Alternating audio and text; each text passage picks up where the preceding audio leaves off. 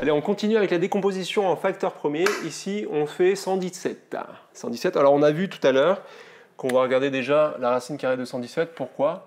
Pour savoir jusqu'à quel facteur on va arrêter la décomposition. Donc 117, je sais que 10 fois 10, ça me fait 100, et 11 fois 11, ça me fait 121. Donc je suis entre 10 et 11, donc je sais que ça environ 10, quelque chose. Donc ça, vous pouvez le faire avec la calculatrice et être plus précis. Mais on s'en fout un petit peu de la précision parce que moi, je vais m'arrêter à 10. D'accord? Donc, donc 10, c'est pas un nombre premier d'ailleurs, on peut se remettre un petit peu, moi ce que je vous conseille d'apprendre, c'est quand même les premiers. Donc il y a 2 qui a un nombre premier, pardon, 3, 5, 7, 8, 9, non, 10 et 11. Allez, on peut aller même jusqu'à 13. Généralement, c'est un petit peu les facteurs premiers que vous pourrez trouver. Donc on va commencer avec 2, après on va faire le maximum de fois une décomposition par 2, après on va passer à 3, etc.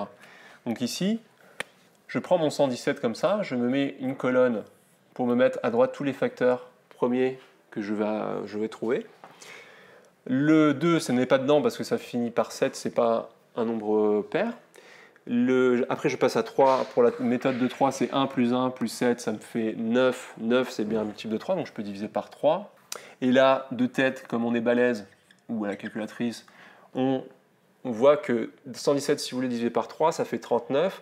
3 et 9, ça fait 12, donc c'est encore divisible par 3. Donc on peut remettre un 3. Donc il y aura 2 facteurs 3. Donc là, on peut le faire aussi de tête, donc ça fait 13. Donc après, on peut essayer avec 5, 7, 11, machin, machin, mais on va voir que de toute façon, ça ne fait pas partie des critères de divisibilité. 5, ça finit pas par 0 ou 5. 7, on n'a pas de critères de divisibilité, mais vous testez la calculatrice, ça fait rien. 11, pareil. On arrive enfin à 13, et c'est ce qui nous restait ici, donc c'est le dernier. Donc voilà, on a dépassé le 10, mais c'est parce que justement, on a testé tout ce qu'il y a avant, donc il y avait 2, 3, 5, 7, et le 11, j'avais pas besoin de le tester d'ailleurs, parce que j'étais au-dessus de 10, et à la fin, il me reste juste le 13 qu'il ne faut pas oublier, parce que ça fait aussi partie des facteurs premiers.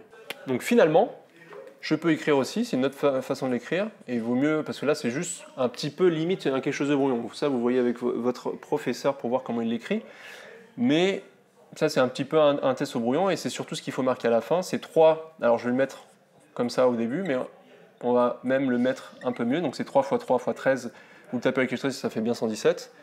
Mais ce qu'on va même préférer, c'est quand il y a plusieurs facteurs qui se répètent, c'est passer avec les puissances, et là, il y a juste un 3 carré fois 13.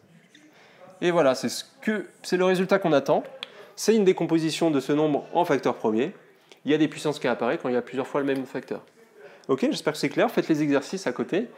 Entraînez-vous et on se fait encore un dernier cas sur la décomposition en facteurs premiers.